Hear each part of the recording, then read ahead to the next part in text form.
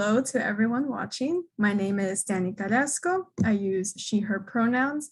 I'm a first-year graduate student in the College Student Personnel Program at the University of Rhode Island, and I'm also a graduate assistant at the Center for Career and Experiential Education here at URI. With me today are my fellow URI colleagues, both faculty and staff, here to talk about being LGBTQ identified professionals in the workplace, whether you are looking for a job or currently in the workforce and wanting to hear from other LGBTQ professionals. I hope you find this discussion helpful and a source of support. And I will now ask my panelists to introduce themselves with name, pronouns if you choose, how you identify if you choose, and a brief explanation of your current role and how you got here. It's like that awkward silence of like, who wants to go first, right? So I'll go first since I started talking. Hello, everyone. My name is Dr. Richard Song. I use he, him pronouns. And I currently serve as the director of new student program. So I oversee new student orientation for our incoming students. I also oversee our peer mentoring program called URI 101. And I currently serve as the chapter advisor for our National Honor Society called Phi Eta Sigma. I currently identify as a gay male, and I'm looking forward to having this conversation with our panelists today. Thank you. I'm going to pass it over to Peter because he's the next screen that I see. All right, I am Peter Larson, he, him pronouns. I identify as a queer cis male. And I am currently chair of the Public Services Department in the University Libraries. And I will pass it to Holly. Thank you. Hi, I'm Holly Nichols. I'm a clinical counselor here at the URI Counseling Center.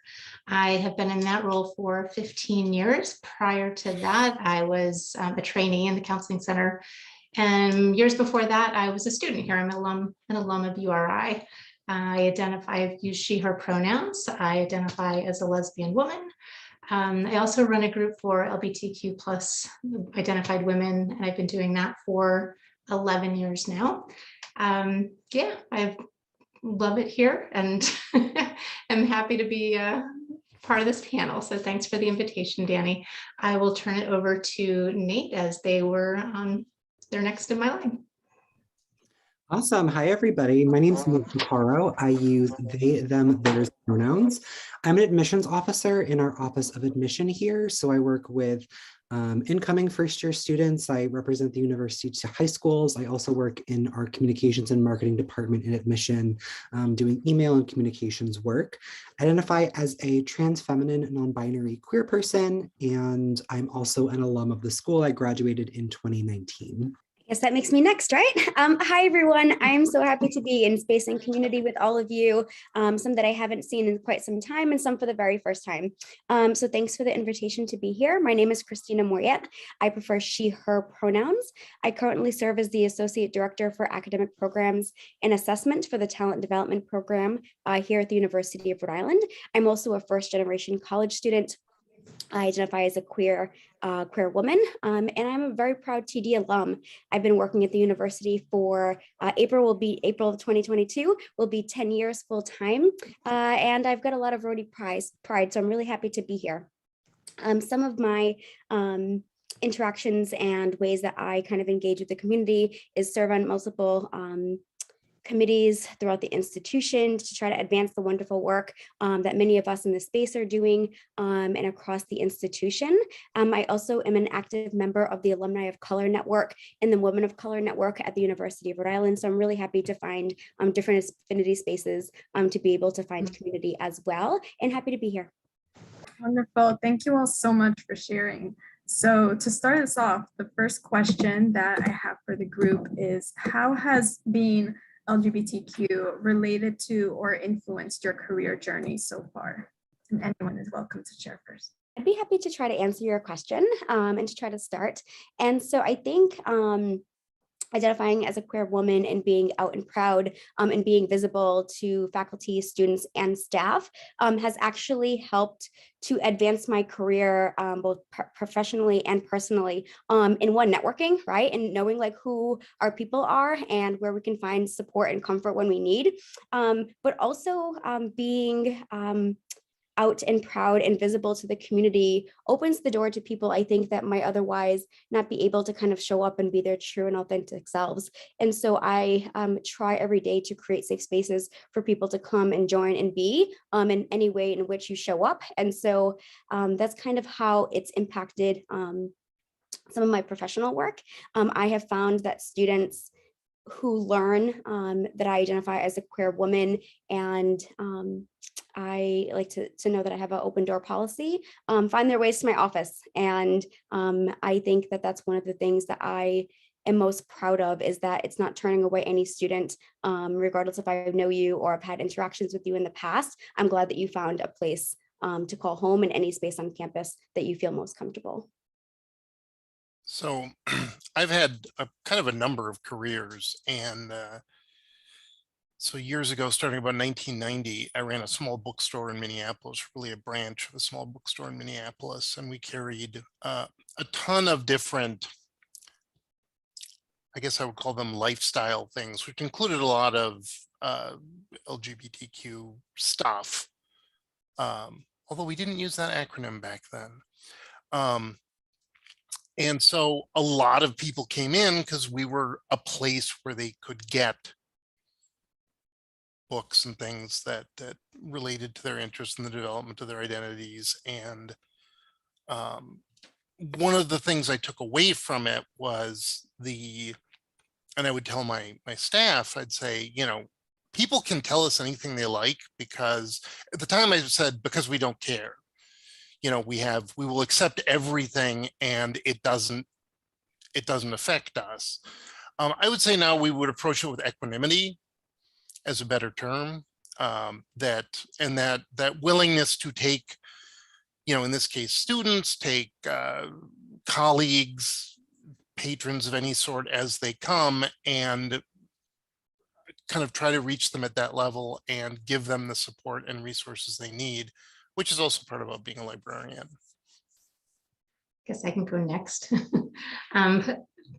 When I was an undergrad at URI, I was pretty heavily involved in the LGBTQ plus community, particularly the early days of the LGBTQ symposium on campus.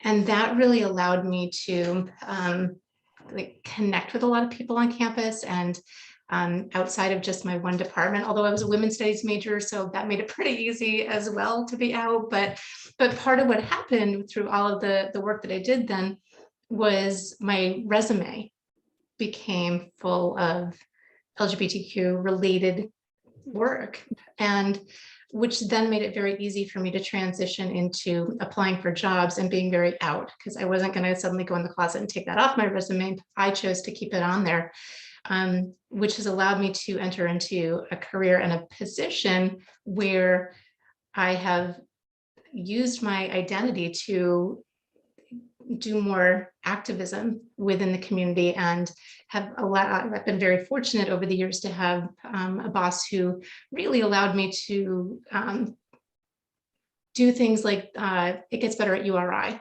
right? Like a documentary that we did that took hours and was like meetings that went until 10 o'clock at night with students and used, required comp time, but was really supportive of me as a queer woman doing this work. And so that's part of how, and I can say more later, but part of how my identity has been really important in my career. It's been the thing I love the most. Actually, the thing I've loved the most has been running the LGBTQ plus women's group. Like, that's my passion. And so having a career where my identity fuels my passion has been really rewarding. I think for me, as a child of two immigrant parents from Asia, specifically Cambodia, it just wasn't talked about, right? So growing up in that household, I knew I identified as gay very, very young. I think I started questioning all of that probably around 7, 8 years old.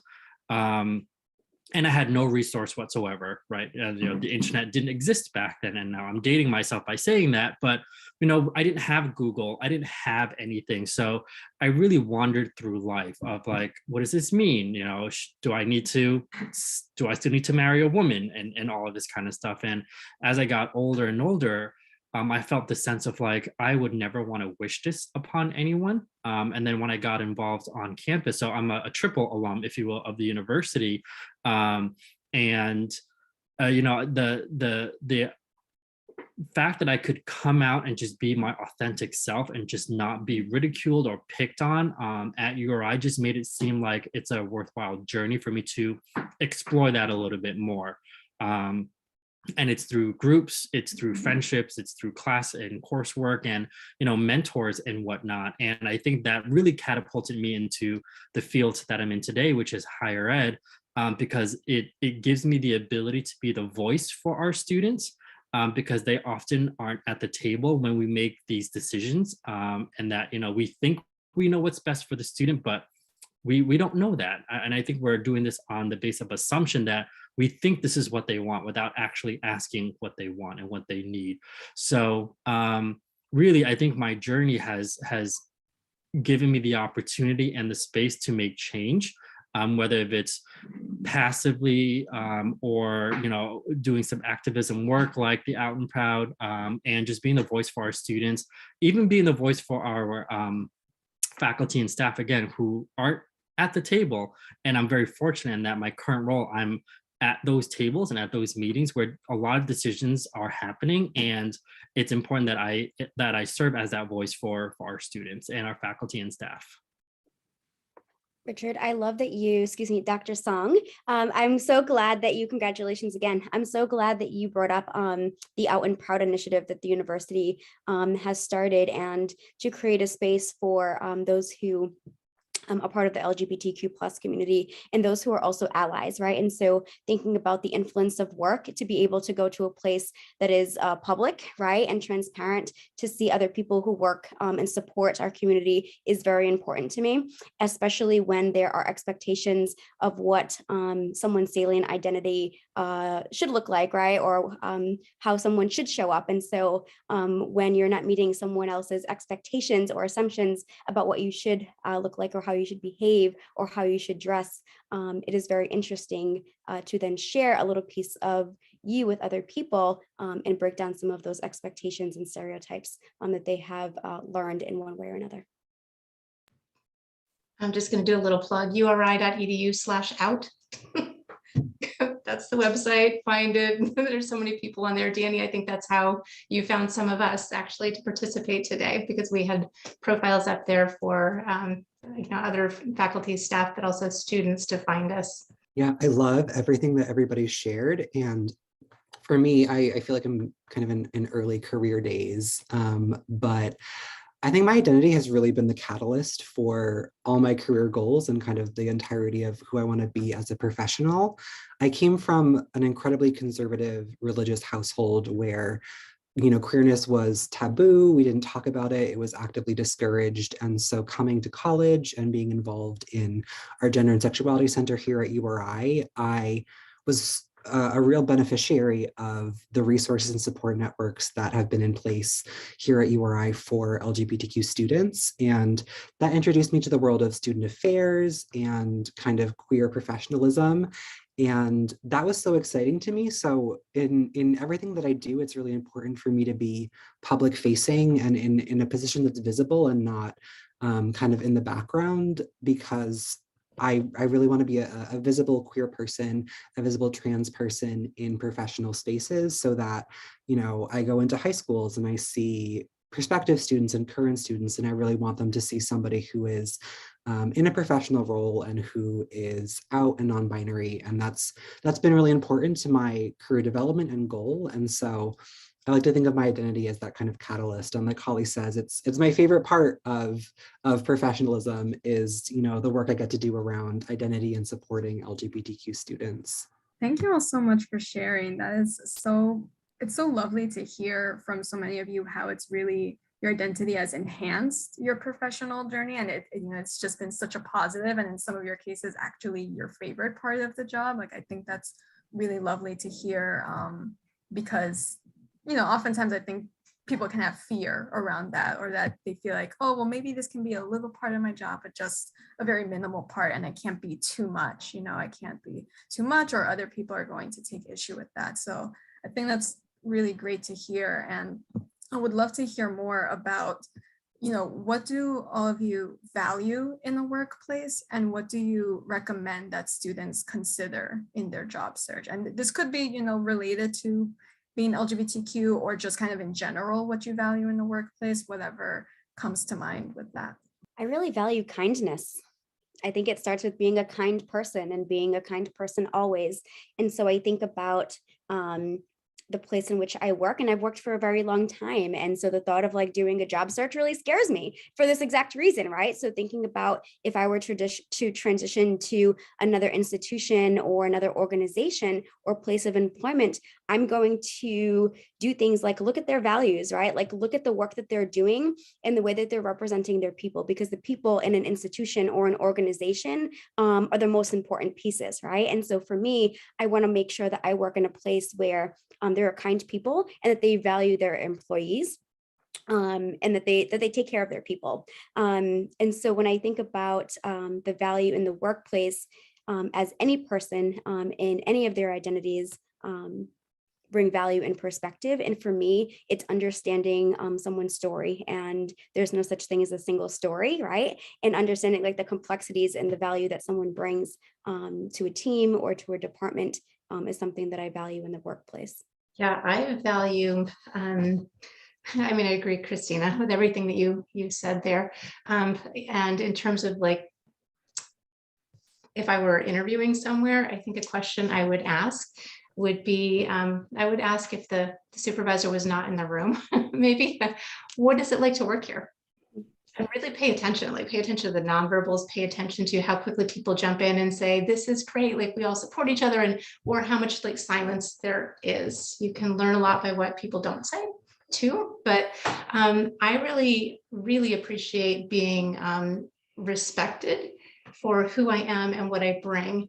And like I mentioned before, like having a supervisor who let me spend hours and hours and hours working on a film. I'm a clinical counselor. I'm not a film producer, but it was the women in the LGBTQ plus women's group who did this film, but who supported that path, and that path ended up with great impact.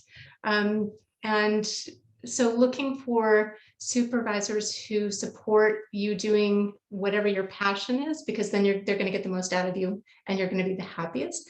And looking for colleagues who are real team players.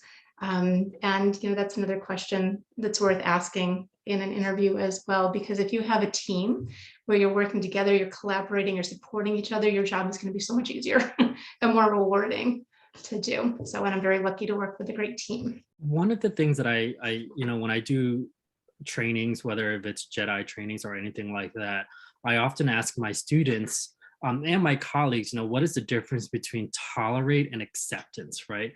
And people just don't really know the difference, because, the world that we all live in is just so convoluted. So I'm forcing everyone to think about, what is the difference between I tolerate you and I accept you? So one of the things I do value the most, whether it's LGBTQ, race, ethnicity, whatever the social identity may be, is acceptance.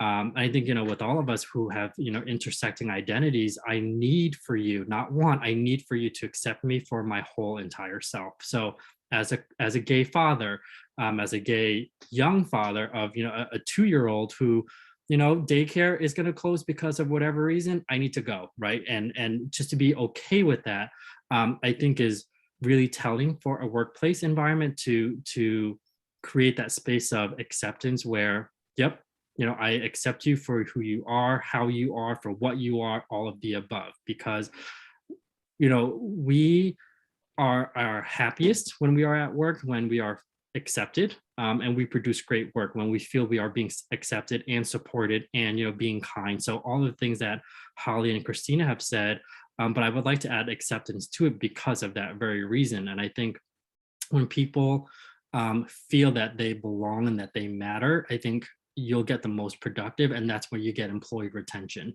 I would say that things that I look for in a job is work I can believe in. I love being a librarian. It's great. And also pay attention to, does the job feed your body as well as your soul? I think a lot of people get themselves into positions that they feel like they ought to be in. I've known a lot of people who've worked for nonprofits, some very happily and some kind of not so happily, and they've had to kind of pry themselves loose, even though they were very devoted to the work, because there was something going on. They weren't being paid enough to live on. They didn't feel like they were getting respect, things for that, like that. Again, I was talking about managing the bookstore, and I had a great time for about a decade. It was just a lot of fun. We did a lot of like ridiculous promotions, and I had people working for me who I really liked, and it was a great time. And it was great when I was 25, and when I started getting closer to 35 and said, I am never going to make more than $20,000 a year doing this. I kind of need to find another path in life, and went back to school and ended up becoming an academic librarian through a whole series of kind of crazy coincidences.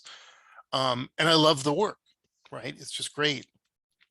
I really like my coworkers, and they make the job, a lot more pleasant, although the nature of the work I think is more important to me than I mean, if I was doing work I believed in, but like all of my coworkers were evil, that would be a real problem. But, I see that as kind of the icing on the cake rather than the cake itself. Yeah, I'm not sure how much I can add from, I think everybody really hit a bunch of great points. For me, I also really look at the ability to be authentic and making sure that not only are my colleagues being authentic, but I'm also allowed to really be and show up as the whole of myself, particularly in a really tangible sense. Being a non-binary person, fashion is very interesting for me, and what is non-binary professional attire and what is genderless professional attire. So even looking at things like dress codes and how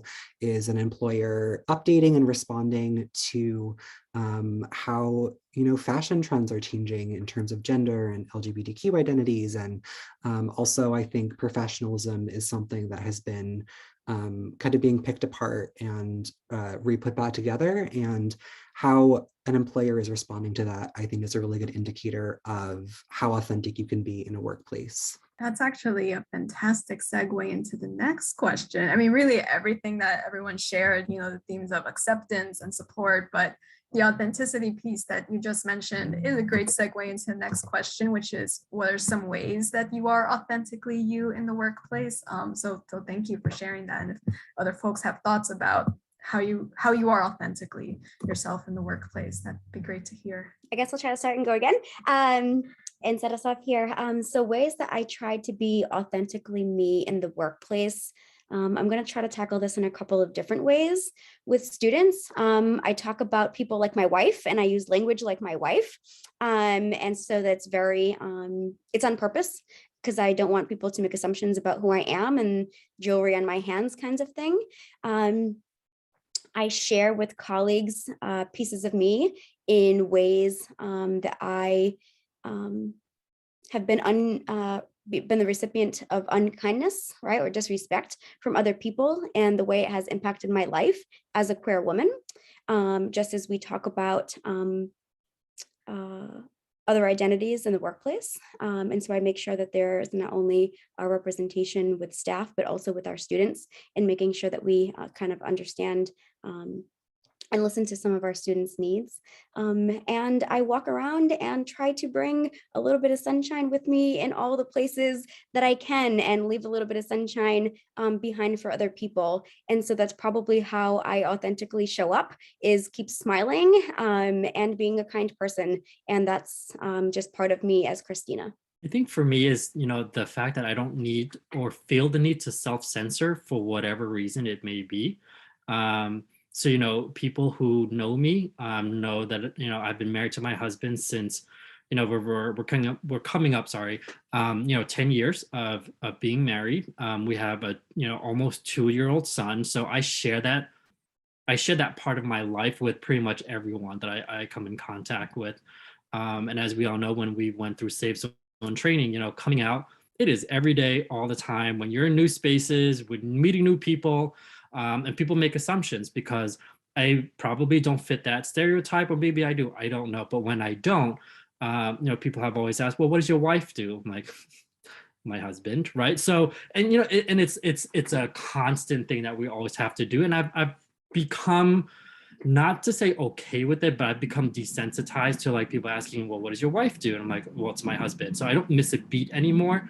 And I've become okay with creating that space for myself. It's just to not feel the need to um, walk on eggshells around folks, you know, because it's doing them a disservice of like, okay, you just basically stereotyped me, you know, being quote unquote straight or whatever. So it challenges their assumption, and you know, the ability for me to not think twice about challenging that is how I can be my authentic self at work.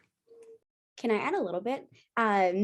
I also like, I really love this question in like, how am I authentic at work?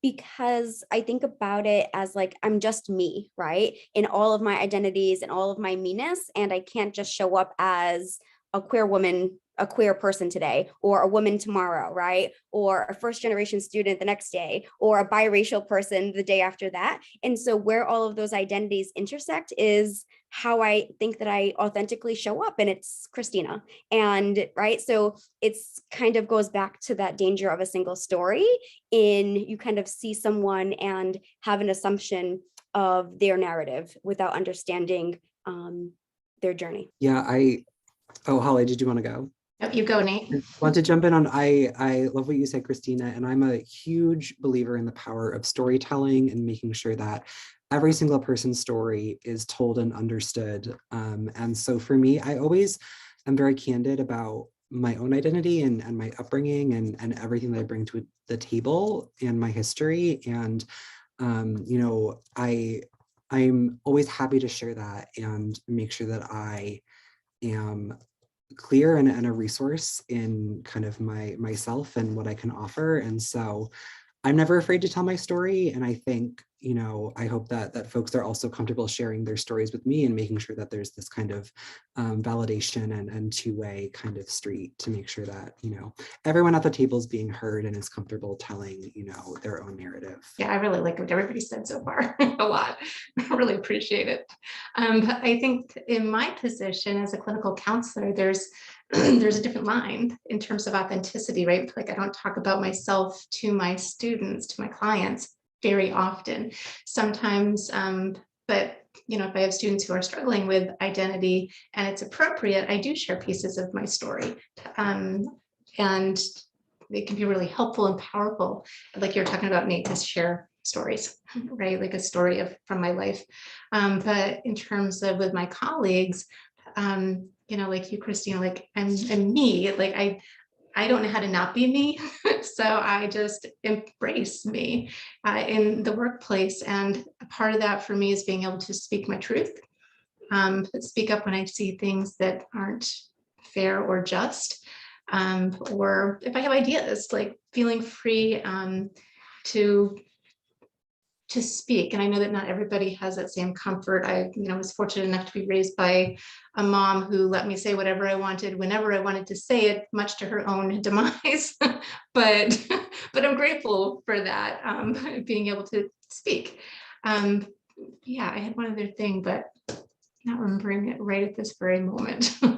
I don't think I have a ton extra to add. I do a lot of public facing work, and you know, that sort of equanimity thing that I was talking about means that I do have to, I feel, present myself fairly neutrally to the students in the library, to the students in my classes, and I will often, you know, choose examples of things that we're talking about, because mostly I teach research methods, to get students to think about some of those issues.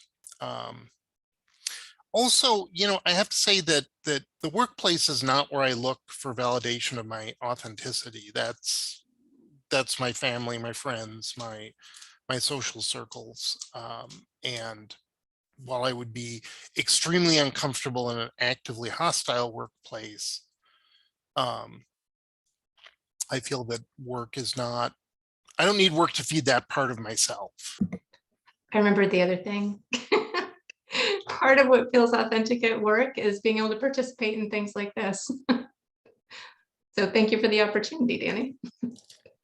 Which actually I wanted to add, in retrospect, my ability to do that may also be a result of the privilege I have as a white cis male that lets me get away with is not exactly the right word, but it gives me a set of options that other people don't necessarily have. And it lets me advocate for things.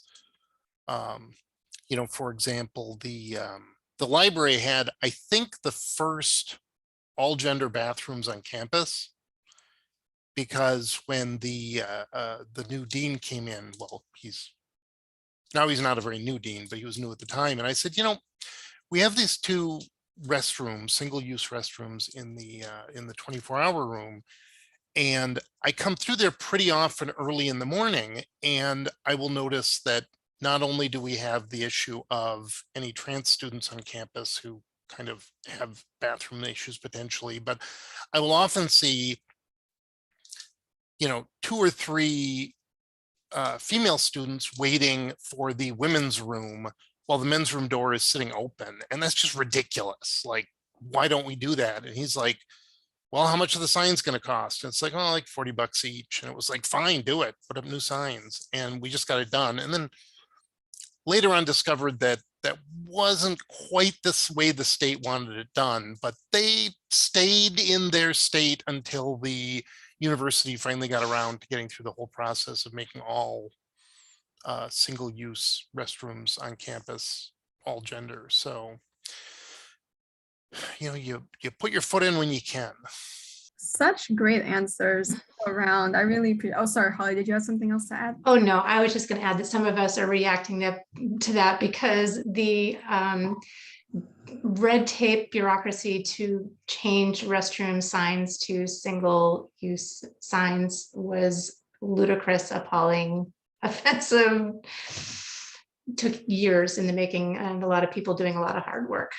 So thank you for doing that early on, Peter. This is not really to the point, but of this presentation, but it's useful to remember that the restroom legislation in most states was quite reasonably written the way it was in the 1970s to try to get gender parity when you would have, I mean, I'm not sure when it stopped, but there were buildings in the engineering campus that had no women's restrooms at all, up to a fairly recent period of time, and so some of that legislation was written in a way that was not looking forward or thinking about some of the issues that we've become more conversant with in the last, 40 years.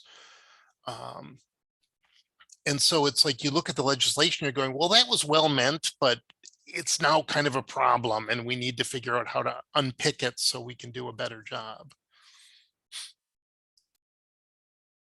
So understand systems, I guess, is another thing that I would say is pretty important. Yeah, no, that's a great piece of advice. I really appreciate the context that you've both given to that, because I think, especially in this day and age where there's a lot of push towards that and towards trying to make college campuses more trans inclusive, I do think it's helpful for people to understand kind of like the history of that. And what I wanted to say earlier is I feel like I resonate with bits and pieces of what everyone said, which is so awesome to hear, like ranging from, being like a gender nonconforming person and how I dress every single day. And that's just a part of me, to saying things like my girlfriend intentionally as well. And even, Peter, what you said about how you don't look for validation at the workplace necessary, that also spoke to me a lot, because I am trying to find that balance of like work and life, and not wanting to put too much of myself into work necessarily, just because I don't think that's always the healthiest thing. And at the same time, when I'm doing work, which, I want to do a lot of LGBTQ related work in my career, it's kind of inherently personal.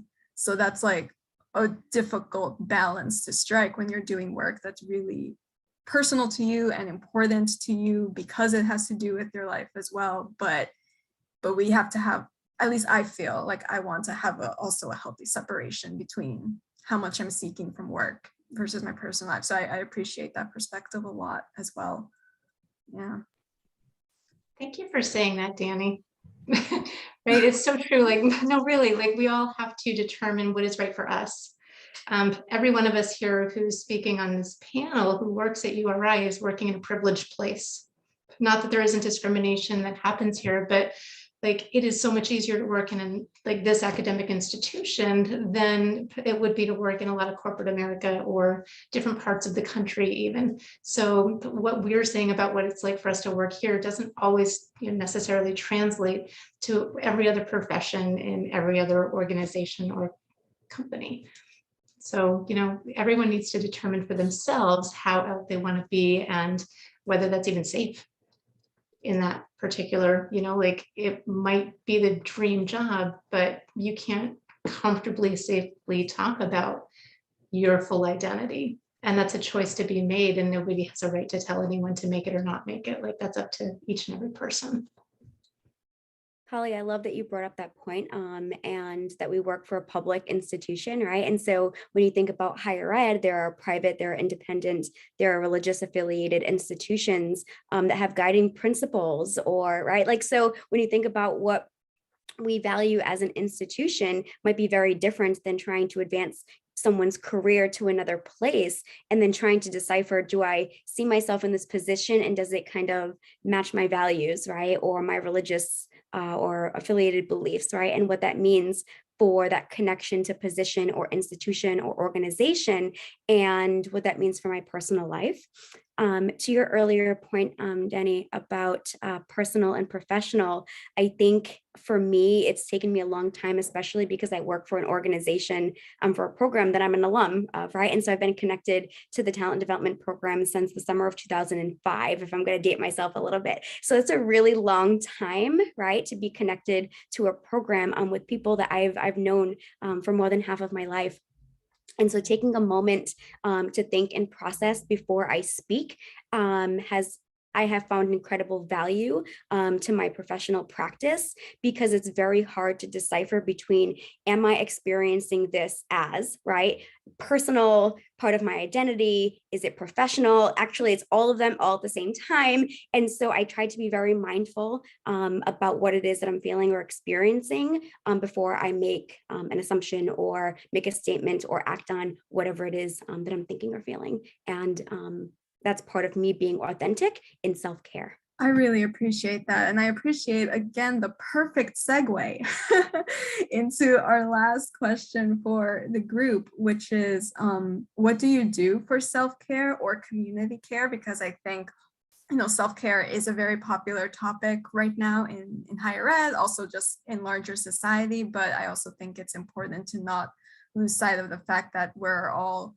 individuals connected to each other. So I like to add community care onto self-care as well.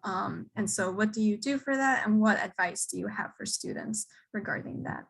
For self and community care, I go on walks during advising with TD Scholars. I've found really wonderful places on campus, like in the chemistry building, in the little patio. We go up to the garden, to the greenhouse. There's a waterfall, there's fish, there's a turtle, and it's wonderful, right? And so when I think about advising and supporting student success, it doesn't have to be in the four walls of my office. I can extend beyond Taft Hall. And so taking students outside to the URI community and looking for places to meditate, to reflect, to just find a calm place where you can just be, and whatever that might mean for you, and trying to make it part of the experience of advising within the TD program. And then the other thing is, recently in the last couple of months, I've gotten myself a library card, a Rhode Island library card, and downloaded Libby. And I haven't read 5 books in the last 10 years, and I've listened to 5 books in the last couple of months. And so it's increased my reading, right, and listening. And I do that now as a way to just do something for me that I don't typically have the time or the capacity to do. So I've just learned how to do something differently, and it's free. Personally, like spending time with the people who bring me joy, whether that is my partner, my daughter, my grandkids, my dad, like friends, it doesn't, like whoever it is, and in whatever way possible. Like the past couple of years have presented some challenges to that. So some of the time that's been phone calls and Zoom. Sometimes it's been, taking other precautions, but spending just quality time with people who see me, value me, who are, as Christina keeps pointing out, kind as well, is super important. And my dog, right? Like that goes back to like one of the things that I would look for a place to work is a place I could bring my dog, and I get to do that at URI with pet assisted therapy, like, but whatever the thing is that fits within your values, brings you joy, is important. Again, it's like there's no one right thing. It's whatever, sparks joy in you. I think what I try to do is I try to plan a vacation. And when I say vacation, like a weekend getaway, like every 5 weeks, because it's it's something to look forward to that makes that 4 weeks like, all right, I got something to look forward to. So it makes the week, the work day more digestible. And it's always like to our favorite spot, whether if it's P-Town, or just getting away and go to Maine or something like that, or hanging out with friends. I think because of the pandemic, we're like hermit crabs, if you will. We see the same people over and over and over again, and after a while you're like, I forgot what other people look like, right? So and then sometimes it's okay, and then other times you're just like, what, let's just book a weekend somewhere. And both my husband and I, we go to P-Town before the pandemic like 4 or 5 times a year, and now we've limited to like twice a year, if that. So just the ability to plan a vacation so it is something that you look forward to is a great way to do to take care of yourself, because it gives you again that motivation to be like, okay, I can, so to speak, handle whatever it is that life throws at me, whether it's personal or professional. But I do have this weekend that's coming up that makes me so excited, and it rejuvenates you when you come back to work. For me, professionally, it is really limiting how much like work related stuff I put on my phone. I'm a big proponent of like deleting work email off your phone. I know that's not possible for some of us, but it was life-changing when I did that and I set that boundary. And I think, I don't know, I feel like folks in pre-technological times, like I feel like they would be horrified. Like you're sitting in bed at 10 p.m. like answering emails, like what are you doing?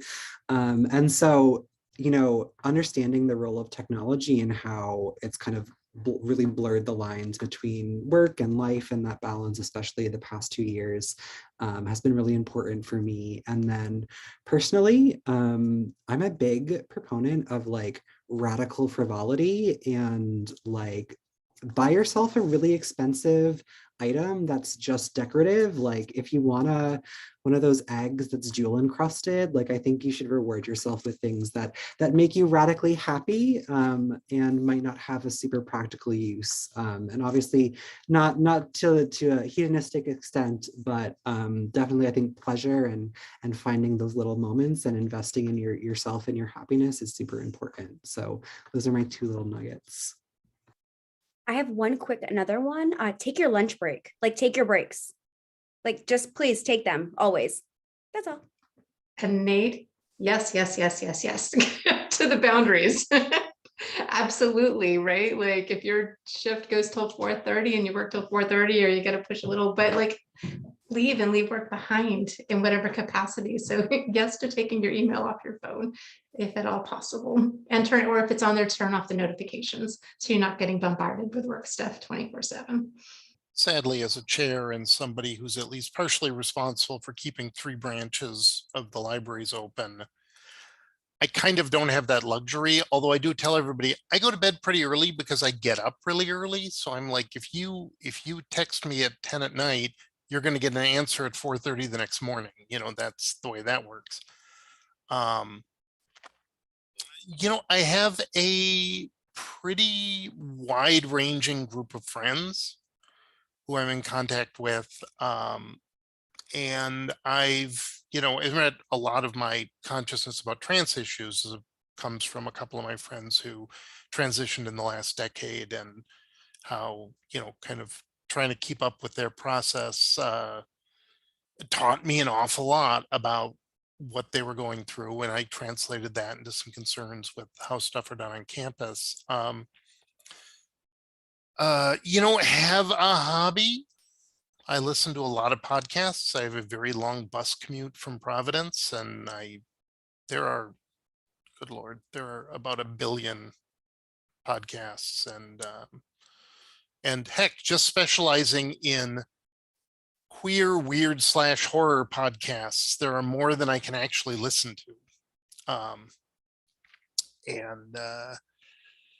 Then I also have a group of friends that I play tabletop role-playing games, mostly over Zoom, for the last couple of years. And some of them are, you know, really interesting for purposes of talking about LGBTQ issues. There's a game that we had a lot of fun with in the last year called A Dream Askew, which is a game that you play without a game master, but you essentially design a queer community kind of in the shadow of society falling apart, and you set up sort of tensions within the community, and then everybody is playing a character, and you play the tensions with the world outside you and within the community. And it's remarkably liberating, and the game is specifically designed to make you think about gender identity and how that fits together in a world where the, you know, collapse of the known means that a lot of things become possible. And so that's just an example of game that's so you can find things that, although they are frivolous on one hand, also speak very deeply to your ability to interrogate aspects of your own identity. It's not for everyone, but it works for me. I want to add something else too, that in our culture, we, you know, like we seem to value work, right? Like productivity, etc. And I think I really would encourage everyone to do whatever brings you joy without guilt as well. Like I talk to so many students who feel like they can't sit down and just like watch a show they want to watch because they have all these other things that they're supposed to be doing, but they're not getting those other things done because they're so overwhelmed and really need to be taking breaks and relaxing and practicing self-care. So doing the things that bring you joy without guilt, super important. Yeah, I absolutely reject the idea of a guilty pleasure, because I'm like, I am not guilty about my pleasures. And I see that often applied against, especially against women whose all their pleasures get to be guilty. You know, it's like, oh, I want to read this dumb novel. You're supposed to feel bad for reading that? No, is that making you happy? Then be happy. I remember when I was in library school, I was working one morning on a project, and it was entirely reasonable to work on this project at this point in the semester, but I was enjoying the process. I really liked the class, and I liked the work I was doing, and I was not working on another project that I liked less. And I was feeling really guilty that I wasn't working on the project that was going to make me feel bad. And I thought, this is insane. This is literally like, I don't want to do the work that I'm feeling good about because of this other work. And that was like the end of my feelings about guilt about what made me feel positive and functional. So as they used to say, don't let the bastards get you down. And sometimes the bastard is you. A good point. A good point. Thank you so much, everyone, for your ideas. It's all such great ideas, and I'm definitely gonna take some cues from you. Before we close, would anyone like to share any last thoughts? All right. So I want to thank everyone so much for participating and for sharing your experiences. I feel like I learned so much. Like I am also in my early career days as a grad student wanting to go into student affairs, and I got so much out of this conversation, and think it's so valuable for us to be able to connect with each other and be open about these topics. So really, thank you. And for everyone watching, I hope that you enjoyed the conversation as well and were able to take away some nuggets of wisdom. Please feel free to reach out to any of the guests here tonight. Everyone's email is in the description for the video on the CCEE website and YouTube channel. And with that, we will wrap up. So take care and thank you for watching.